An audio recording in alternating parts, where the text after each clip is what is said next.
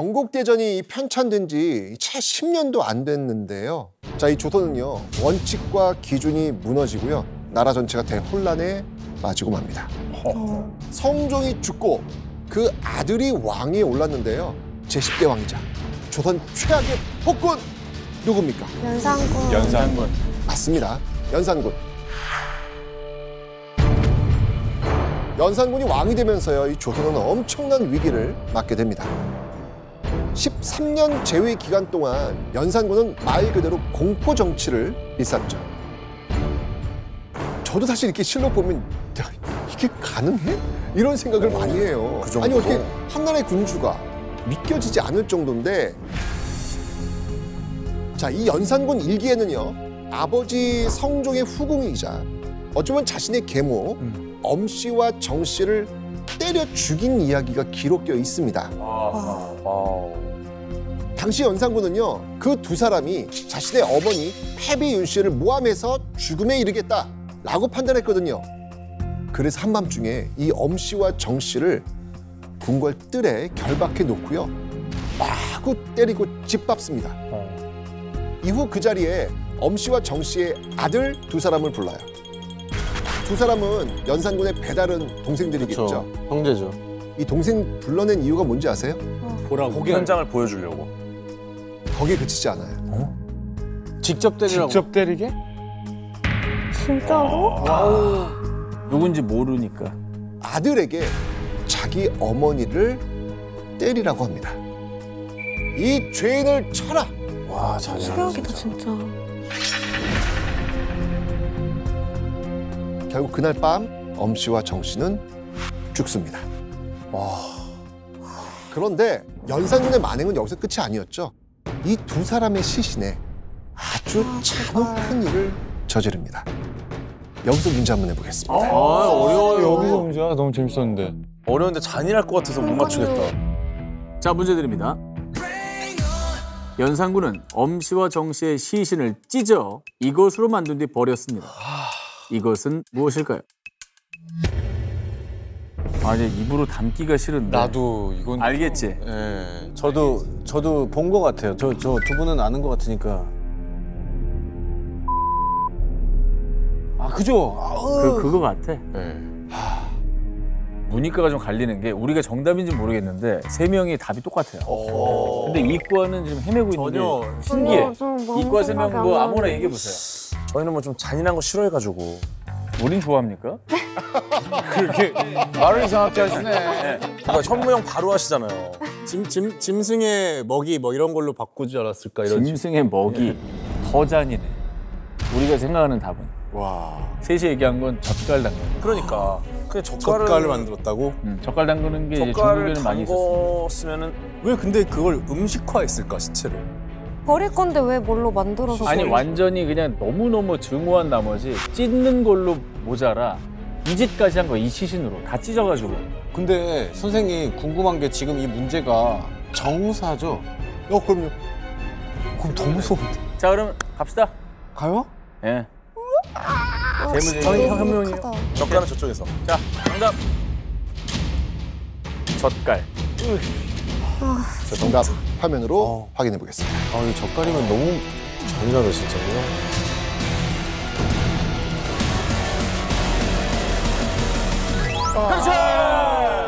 웃긴 한데. 근데 좀 잔인하다. 이게 근데 약간 확인하니까 참. 네, 정답입니다. 정답은 젓 또는 젓갈이죠. 와, 근데 진짜 잔인하다. 와, 진짜 너무 잔인하다 진짜로. 아무리 친어머니를 위한 복수라고 해도 조선의 군주가 왕실 어른들을 상대로 이런 일을 저지른다? 야, 이건 뭐 도무지 용납할 수 없는 탈륜적 행동이라고 봐야 되겠죠. 자, 그런데 이제 이런 연산군의 잔혹함은요, 시간이 갈수록 점점 더 심해집니다. 심해진다고요? 분명 경국대전에는 법을 어기면 그에 알맞은 형벌이 정해져 있었거든요. 아버지 성종 때 다 만들어 놓은 거 아니겠습니까? 그런데 그 아들 연산군은요, 경국대전에 규정되지 않은 끔찍하고 잔혹한 형벌들을 새롭게 만들어서 많은 사람들의 목숨을 빼앗아 가요. 예를 들면 손바닥을 이렇게 뚫는 형벌인 천장, 아, 왜 그래? 가슴을 빠개는 착흉, 오. 착흉이. 손을 마디마디 자르는 촌참. 와, 대박이다. 이건 형벌이라기보다는 엽기적인 고문, 그렇죠. 정신병이다, 고문에 정신병. 가까운 것들이 막 질비했습니다. 심지어 이런 경악스러운 형벌은요, 이미 죽어서 땅 속에 묻힌 자들에게까지도 가해집니다. 쇄골표풍이라는 게 있어요. 쇄골표풍, 이거 어떤 형벌 같아요? 쇄골, 뼈를 부수고. 뼈를 부순다. 표풍요? 아 바람에 날리게 막 이렇게. 야, 풍장? 너무 잘하세요.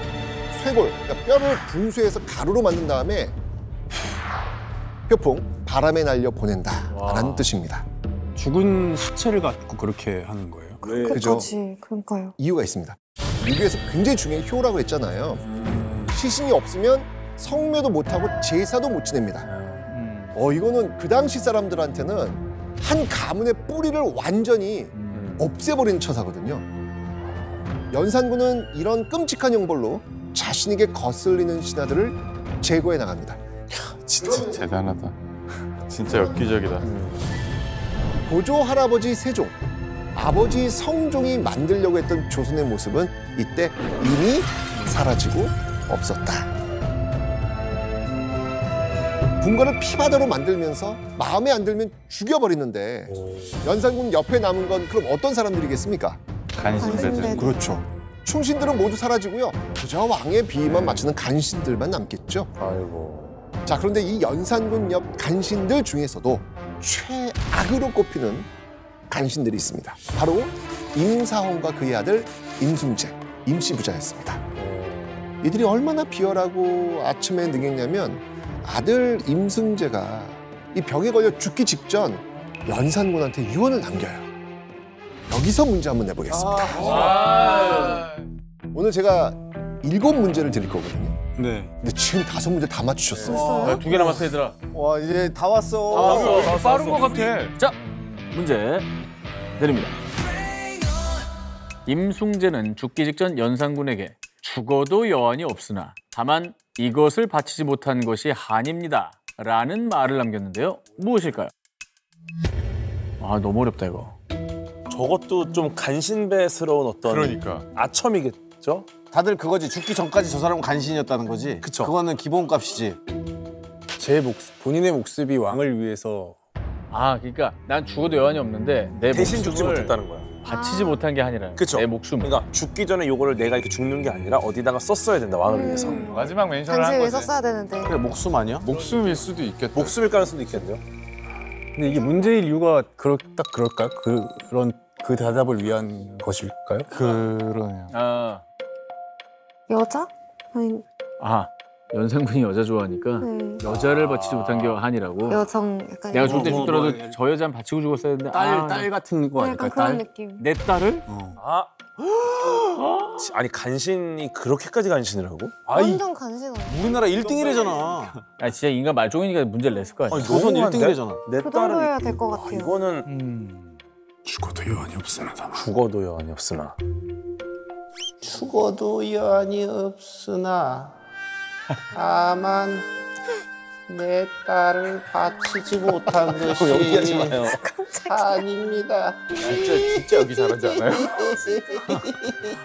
딸이 근데 딸은 바로 바칠 수 있으니까. 내가 살아 있어서 시간이 지나야 할 수 있는 일일 거야. 그러니까 살아서도 바칠 수 바치기 없는 어려운, 거야. 어려운 거네. 아. 바치지 못하는 거. 절세 미인 같은. 이게 난 여색인 것 같아. 절세 미녀. 미인을. 미인을 깔끔하게. 미인은, 경지색이 아니라 미인은 미인을. 있긴 있었을 거 아니에요. 그러니까 살아 있을 때 내가 더 찾았어야 되는데라는 걸 수 있다는 거지. 제가 모자랐습니다. 같은 제가 모자랐습니다. 그동안 만족 못하셨죠? 다 제 불충입니다. 제가 더 열심히. 목소리가 너무 강직한데 좀 더 야비하게 읽어주실 수 있나요? 좀 야비하게 읽어주세요. 다만 미인을 바치지 못한 그렇지.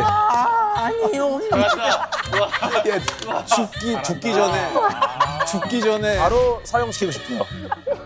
맞는 것 같아. 맞는 것 같아, 미인. 야, 가자, 근데- 가자. 아니 자기 생명이 꺼져가는데 그런 말을 했다고? 정신 나간 거지. 그거만 한 거야, 쟤는. 자, 가시죠. 오케이. 정답. 미인. 자, 정답을 화면으로 확인해 보겠습니다. 과연 틀리기만 해봐. 정답이어도 충격이야. 그렇지. 같이 맞춘 거야. 괴 선생. 아이고 괴 선생. 괴 선생. 내가 뭐라 괴 그랬어? 선생. 걔도. 내가 뭐라 그랬어? 야 이거 어떻게 맞추냐? 그래서 저도 아니 어떻게 정확하게 이걸 어떻게 정확히 맞추세요? 이게 사실 저 단어를 딱 맞추면 되게 희열이 있다. 맞아, 맞아. 그렇네. 맞아. 딱. 이게 집단 지성이. 자, 연산군은요 폭군답게 국정원 내 팽겨쳐 두고 술과 여자에 빠져진잖아요. 심지어 연산군에게 바칠 여자를 찾는 이 채홍사라는 관직까지 두었죠. 최홍사. 이때 채홍사로 전국 방방곡곡을 누비면서 여인들을 모아온 게 누구냐면 이게 임사원과 임승재 부자였어요. 진짜 나쁜 사람이 제일 나쁜 그들의 사람. 일이었어요. 전문이야, 전문. 각지의 미색을 채용할 것이고 장학원 제조 임승재와 병조 판서 임사홍을 임명 이 둘에게 채홍사의 전권을 하사하겠노라. 이라! 손이 망극하옵니다. 연산군은요 이 임씨 부자가 데려온 여인들 중 가장 예쁘고 노래 가장 잘 부르고 춤 가장 잘 추는 여성들을 뽑아가지고 최고 대우를 해줍니다. 이들을 부르는 말도 따로 만들었는데 바로 흥청입니다. 흥청. 흥청. 예, 그 흥청입니까? 흥청 때문에 망청했다 이거. 맞아요. 그 흥청이 여기서 나왔구나. 맞습니다. 흥청망청이 바로 여기서 나온 말이거든요. 연산군은요 이 흥청들을 궁궐 안에서 생활하게 하면서요 수시로 연애를 엽니다. 연산군의 계속되는 폭정, 기울어가는 나라의 정국을 참지 못한 신하들이 결국 결단을 내리죠. 어떤 결단이었을까요? 궁중반정. 네, 이게 바로 조선 최초로 신하들에 의해 왕이 바뀐 중종 반정입니다. 연산군은요 죽어서도 왕으로 끝내 대접받지 못했기 때문에 태조나 세종처럼 죽은 왕에게 붙는 아까 뭐라 그랬죠 이걸? 묘호라 그랬죠 묘호 받지 못했고요. 지금까지도 연산군으로 불리고 있는 겁니다. 자, 연산군을 끌어내린 신하들은요 스스로 왕을 추대해 즉위시키면서 무너진 정치 질서를 다시 바로 세우려고 합니다. 연산군이란 최악의 폭군이 있어도 조선이 무너지지 않을 수 있었던 힘, 정말 목숨 걸고 조선을 지키려고 했던 이런 사람들의 노력이 있었기 때문인데요. 자, 그런데 1592년 조선은 다시 엄청난 위기에 빠지게 됩니다.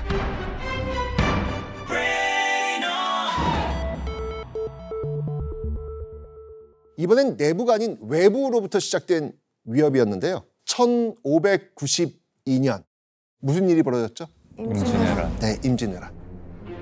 1592년 4월 13일 왜군이 부산 앞바다에 기습적으로 쳐들어옵니다. 9개 부대, 약 20만 군대를 거느리고 이 침략한 이 왜군은요 불과 20일 만에 이곳을 점령해버리죠. 자, 지도 한번 보시죠.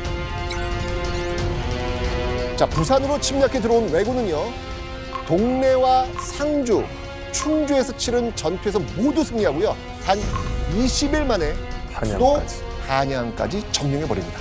저거 전력 질주에서 뛰어도 저렇게 빨리 못 오지 않아? 그렇죠. 말 타고 그냥 거의 다이렉트로 온 거네요. 그렇죠. 질주. 뻥뻥 뚫렸다는 거네. 맞습니다. 여러 가지 이유가 있는데요. 일단 전쟁을 철저히 준비한 왜군에 비해서 조선 관군은 준비가 거의 되어 있지 않은 상태였거든요. 당시 왜군은요. 신식무기 뭘까요? 그렇죠. 네. 이 조총으로 무장을 했는데 조선 관군은 뭐 여전히 그 총을 하고 이 칼, 창 이게 주무기였거든요. 자, 당시 조선의 왕이 누구였다? 선조. 네, 맞습니다.